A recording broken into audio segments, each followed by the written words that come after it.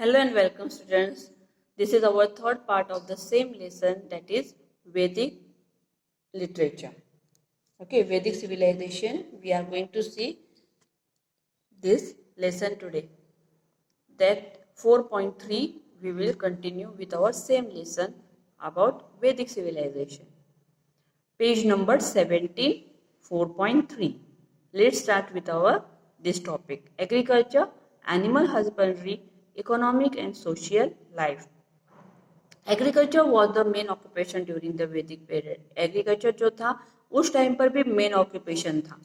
Many oxens were yoke together to plough the fields.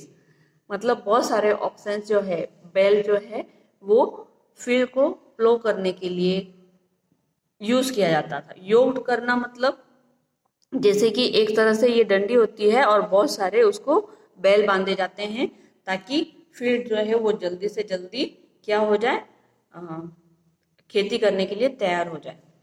The plough has iron ploughshares and the Atharvaveda considers insect pest and the other animals that destroy the crops suggest certain remedies. Cow dung was used as manure. उस time पर कोई pesticide, insecticides वगैरह जो है वो use नहीं किया करते थे. फुल्ली जो है वो जैसे कि काउडंग का मैन्योर जो है, मतलब जो हम लोग अच्छा क्रॉप आने के लिए जो अभी के लोग जो है वो पेस्टिसाइड्स और इंसेक्टिसाइड्स यूज करते हैं. उसके बाद में जो मैन्योर करते हैं यूज, खत, मैन्योर मतलब खत जो वो लोग यूज करते हैं वो भी केमिकल बेस्ड होता है. लेकिन उस टाइम पर वैसे कुछ नहीं था.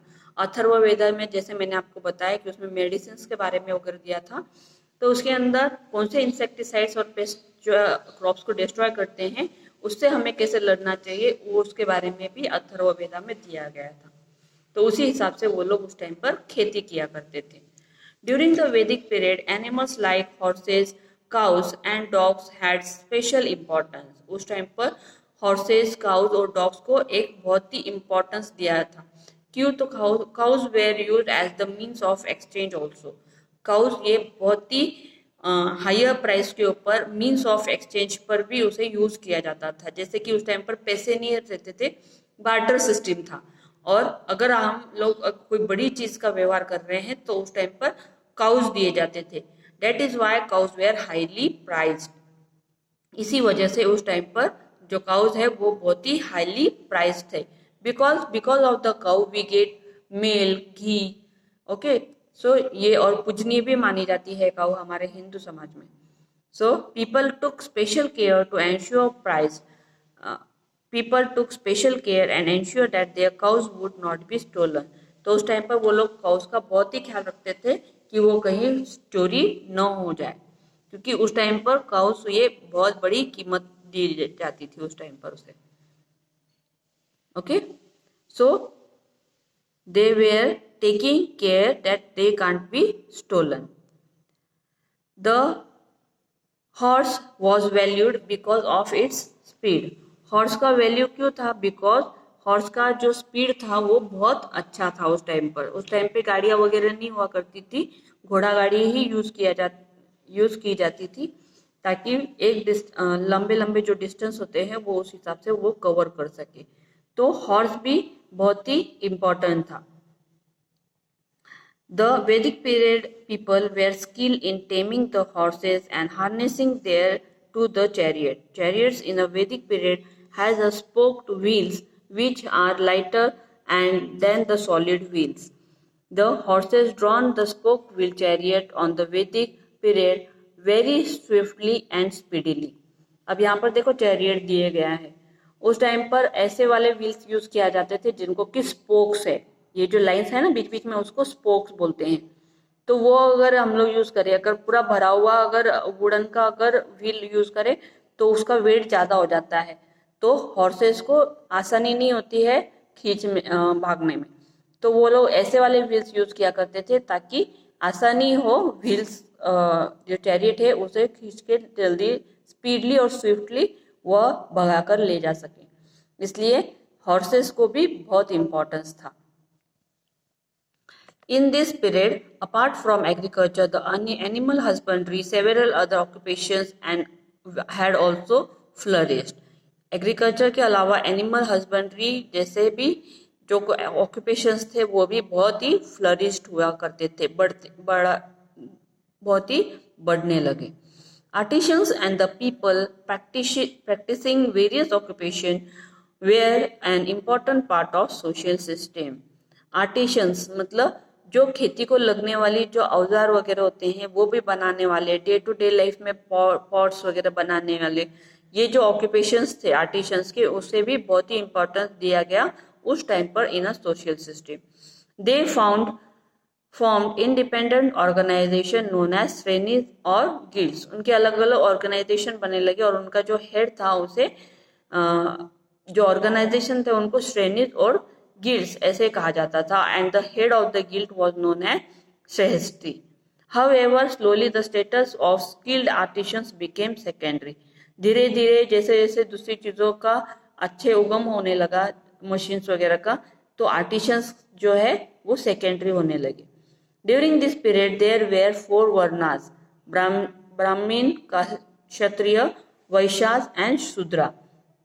वर्णास मतलब उस टाइम पे जो जात बोलते हैं, दैट वेयर 4 मेन वर्णास थे, ब्राह्मण, क्षत्रिय, वैश्य और शूद्र. यही मेन जाति उस टाइम पर मानी जाती थी.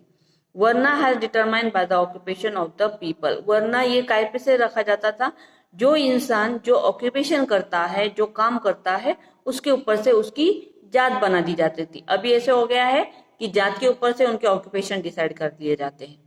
इन द लेटर पीरियड द वर्नास came to be determined on the basis of the birth. उसके बाद में जो जो वर्नास के उनके जो पूर्वज जो काम करते थे उनका वही वर्ना हो गया, और जो इंसान उस वर्ना में बर्थ लेता है तो उसका भी वर्ना वो लोग उसी तरह डिसाइड करते थे. This gave rise to the caste. इस वजह से कास्ट सिस्टम शुरू हो गई. And the caste system led an inequality in the society. और ये जो कास्ट सिस्टम था इसकी वजह से लोगों के अंदर भेदभाव की जो सिस्टम है वो बढ़ गया. During the Vedic period, certain notions about leading an ideal life had become well established. There were 4 stages or 4 ashramas from birth to death. उस टाइम पर 4 stages या 4 आश्रमास हम लोग बोलेंगे. So birth से लेकर डेथ तक हम लोग 4 आश्रमास से गुजरते हैं. The first ashrama was the ब्रह्मचार्य आश्रम, और a period of staying with the Guru to learn from him. उस टाइम पर स्कूल्स वगैरह नहीं हुआ करते थे, गुरुकुल हुआ करते थे. गुरु के वहां पर रहकर हमें ज्ञान लेना होता था. आपने रामायण में देखा होगा कि उस टाइम पर ब्रह्मचार्य आश्रम मतलब क्या होता है, जब हमारा स्टडी पीरियड रहता है, that is called Brahmashram. The next stage after the successful completion of the Brahmashram was Grihasthram. मतलब पढ़ाई पूरी होने के बाद में वो गृहस्थ्रम में प्रवेश करते थे. It was expected that during this period a man would carry out their duties towards his family and society with the help of his wife. Grihasthram में प्रवेश करना मतलब कि अब वो शादी कर कर अपनी जो जिम्मेदारियां हैं, looking after the family and the society, he will do. अब वो उनकी पढ़ाई लिखाई कंप्लीट होने के बाद में वो गृहस्थ्रम में प्रवेश होता है. The third stage was Vanaprasthashram. When a man, Vanaprastha ashram में क्या एक्सपेक्टेड रहता है, he is expected to detach himself from the household entire to the solitary place and lead a very simple life. मतलब हम अब ये पूरे संसार से सब दूर होकर हमें एकदम सिंपल लाइफ जगे, ताकि जब तक बच्चे हो जाते हैं, वो बड़े हो जाते हैं, उसके बाद में जो रिस्पॉन्सिबिलिटी है वो उनको देकर हम लोग हमारे भगवान के नाम स्मरण में लग जाए. The fourth stage was sannyas ashram. At this stage, the conventions were to renounce all relations, lead life in order to understand the meaning of human life and not to stay in one place. संन्यास आश्रम मतलब हम सब चीज का त्याग करके हमारा जन्म किस लिए हुआ है और हम what is the meaning of the human life, उसके लिए हम घर दार छोड़कर वो निकल जाते थे बाहर. That was 4th stage of sannyas ashram. These 4 stages we have seen in this lesson now, in this video. Now, in our next video, we will see religious ideas. Okay? Till that, bye.